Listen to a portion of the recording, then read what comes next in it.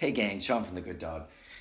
It's been a ruthless morning in the coal mines, trying to carve out a really tough section of the book. Just kind of wrapping up this chapter called "The Missing Link." It used to be called "The Missing Link in Training," but I'm just shortening it to "The Missing Link," and it's a super powerful concept. I can't wait for you guys to read it. But boy, has it taken a toll. I think I've spent close to 3 hours just in one spot writing, and going over and back to the top and the bottom and the middle and and just like trying to find the sweet spot where the message really gets across without being redundant, without like hitting you over the head too blunt. You know what I mean? Like trying to find that real sweet spot with it. And I think I got something pretty decent with it. So, but it's just such an important concept. I was going to just take a second because the book won't be up for, a handful of weeks, but I want to take a second and just talk about this concept about the missing link. And that is basically that so many people get caught up, trainers and owners alike, in just doing obedience work and using obedience work as the only tool really to try and fix problems with dogs, to try and get dogs into a good space. And while obedience work has a lot of value and can improve the relationship tremendously and can create a well-behaved dog, in and of itself, especially if the relationship has gone south, things are toxic, you've struggled, or you've got like a really firm dog or an anxious dog or strong-minded dog, and you've presented yourself in not such a great space, or you've been overly affectionate or overly permissive, and like you've done damage to your relationship perception, just doing obedience on its own probably won't get you where you want to go. And we've seen that over and over and over again. A lot of clients that come to us have been through all the obedience stuff and are still struggling because they're missing that missing link, that puzzle piece that's super necessary for repairing relationship damage. And so basically what I did was just run through all the stuff that we utilize in order to create healthy, positive, respectful relationships with dogs, and just like really deconstructed it and dissected it and just kind of listed it all out to where you guys can reproduce the same things. Now, for some folks it's going to be like, oh my god, that's so like heavy and like so much work and like so many restrictions involved and things like that. But if things have gone south for you and your dog, and it's really bad, and you're contemplating rehoming, or you can barely live with them, or you're so stressed out, you'll be more than happy to find the answers, the missing link to sorting that stuff. So if you got a cupcake dog, then you can skip that chapter. If you've got a dog that's like, piece of cake, and you guys are great, and you can do anything you want and snuggle and cuddle and spoon all the time, and your dog is still just awesome and wonderful, you get a pass. But for everybody else that needs help, that's struggled, that's done obedience work, that's done a lot of the kind of standard kind of stuff that trainers recommend, and they're still struggling, I think this will be super, super powerful for you guys.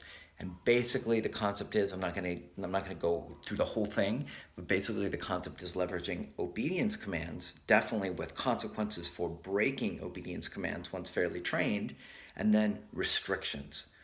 And utilizing restrictions in order to create different perceptions about the owner, different perceptions about who they are, different perceptions about their home, different perceptions about their home environment, even like the yards and things like that. Using restrictions to create more respectful, polite, looking to the owner for permission in order to create a more healthy, balanced, solid relationship. And the restrictions are really hard for a lot of people. But if you want to do it, they're there. If you don't want to do it, if it's too much work, I get it. That's up to you. But what I really wanted to do was like blueprint it all out and really give you guys the details of leveraging both sides of things. Like, here are the commands that we need, and we need the commands done a certain way, and blah blah blah blah blah, and these things are important, a lot of the stuff that most people know about. But then here's the other part of it, the stuff that trainers that are getting great results typically are doing with your dog in order to get those great results, to get that healthy, respectful, polite behavior, and removing the things that you probably did and replacing them with other things. And so I think when you get a chance to look at that and really kind of break it down, I think it'll be super valuable. But for right now, you guys can just ponder the concept of restrictions along with obedience. Right? You've heard me talk about all sorts of stuff and like not letting dogs just roam around, especially when they're initially trying to change, when you're initially trying to change the relationship. Like dogs that are free roaming and dogs that are just making decisions on their own and dogs that are like just doing whatever on the leash, all of these things, those are like very obvious ones, but there's a multitude of other restrictions that really, really, really, really help. So be good for you guys to start putting on your thinking caps, start thinking about how restrictions would help create a more healthy relationship, which has, which has a means to an end, which a goal in mind, which is to remove some of those restrictions or lessen them as the relationship gets more healthy and less toxic and less toxic. But you don't just get there just because like, yeah, I'm a new owner, and you know all that stuff I used to do? And cuddle you and allow you to do everything and let you jump on me and let you run away and let you growl at me or let you guard the food or whatever. Like, I'm not that guy anymore. You may think I'm that guy, but I'm not that guy anymore.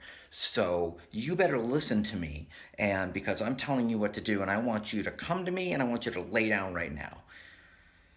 That's not going to be enough. Your dog's too smart for that. So if you've told your dog for 6 months, a year, 6 years that you're one person, and then after a couple weeks of training, you're like, but I'm somebody else. I'm empowered and I have training and this and that. Good luck with that. You're going to need a lot more to make that transition. You have to give your dog a lot more credit than that, right?